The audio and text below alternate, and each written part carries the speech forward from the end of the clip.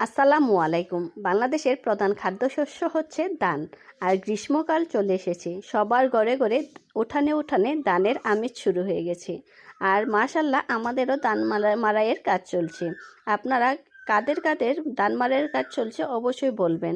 এই দেখেন আমাদের জমিতে ধানগুলো কেটে আনা হয়েছে। মাশাল্লাহ আজকে ভালোই রোদ উঠেছে দেখা যাচ্ছে, আর অন্যান্যরাও ধান কাটছে। আর আমাদের তার পাশেই কিছু সবজি গাছ লাগানো হয়েছে, যেমন টমেটো, কলা।